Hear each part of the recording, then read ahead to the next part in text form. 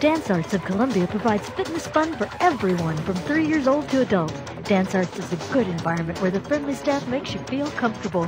Dance Arts feels that dance is an art form that you can experience firsthand by learning tap, jazz, modern, musical theater, lyrical, and ballet. Dance Arts urges you to enjoy a sense of accomplishment while getting fit and having fun. For class information, call 875-1569. Dance Arts of Columbia, serving Columbia since 1979.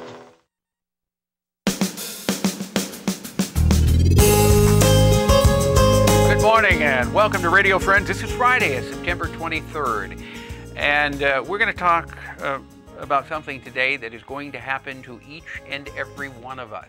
There is no escaping it. We're all going to die at one point.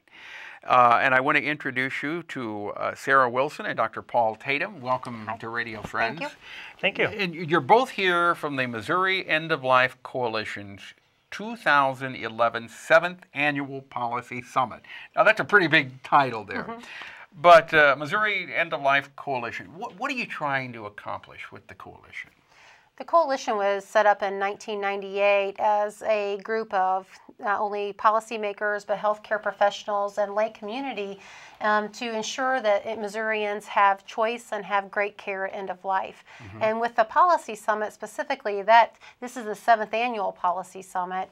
And so what we wanted to accomplish and what we would like to do is have a platform for Missourians and for policymakers and for healthcare professionals to discuss current issues that are facing Missourians at end of life. What are some of the current issues that you feel are important?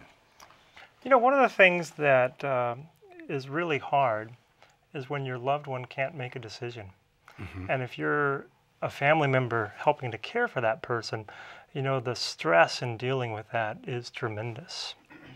And just helping caregivers and loved ones and family members be able to talk about the issues around dying well ahead of time. Exactly. So it takes away that stress. I think we as a society, I think we're getting better now, but it was taboo. You don't talk about dying because supposedly we're all going to live forever and we're all going to stay young and you can buy all of these wonderful cosmetics that keep you looking young.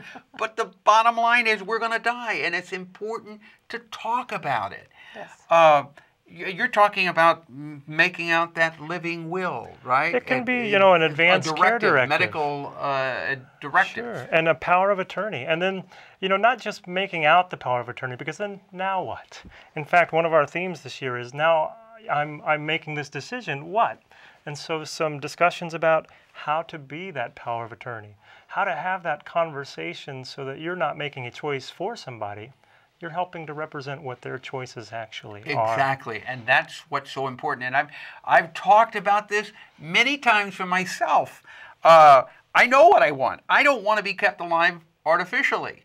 If I'm not going to get better, I don't want to stay on a respirator. I don't want to be fed by a tube if I'm not going to be able to eat myself and get better within a reasonable amount of time. And don't you think most people really feel that way? It's harder for the caregiver to say, no, we're going to pull the plug here. It's harder for the caregiver to say that or to make decisions if you've never had that discussion before.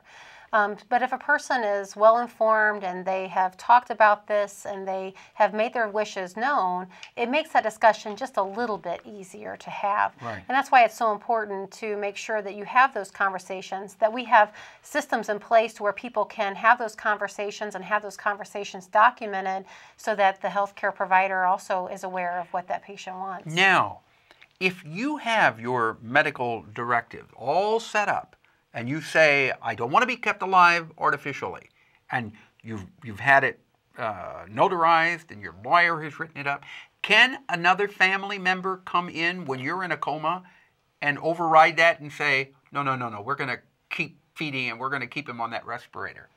You know, that is a case that comes up in ethics committees occasionally. I think the more common problem is that the person kind of knows what they want, but they haven't really been good about communicating it to their family member. And then the time comes, and about 70% of the time in the hospital, they can't communicate what those wishes are, according to one study.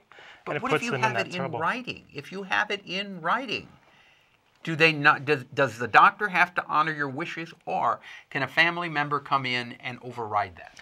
I think as long as one had capacity at the time it was written, and it's there in writing, then most hospital systems will respect that. Usually the issue about the person that's coming in is that they have a lot of questions about what if, and just sitting down and talking and reassuring that everything was done, that issues of tough events during the medical course are explained, and then an emphasis about what the next steps are. Usually those pieces of tension go away.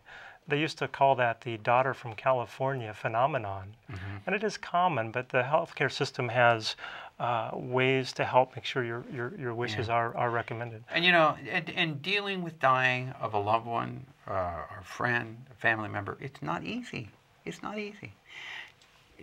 Is there something else that you wanted to get across here? One of the key challenges, we're one of only 11 states left that doesn't have a process for what to do if there's no decision maker. There's no actual formal legal so what pattern. Happened? What happened? I think people try to have conversations and do the best they can, but we're going to have one of the leaders of the American Bar Association section on aging, who's an expert on advanced directives, at the summit. We're going to have some legislators present.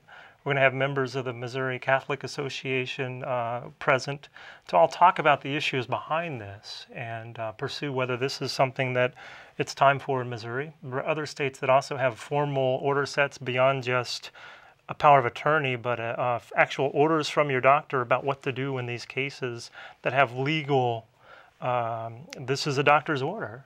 It's called the POST, and we'll pursue whether or not that's something we wish to have.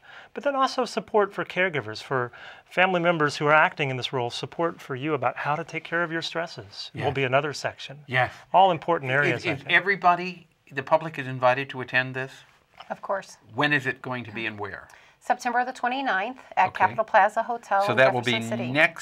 next week. Yes. And the summit is from 8:30 until 4:30 in the afternoon, and registration begins at 7:30. And anyone who would like to print off a exhibit, or not an exhibit, but a registration program, form, can go to our website, the Missouri End of Life Coalition website, which is www.mo-endoflife.org. Okay. And there's a lot of valuable information that will be presented at this conference. Yes. Everybody is invited to attend, and especially if you are a caregiver right now.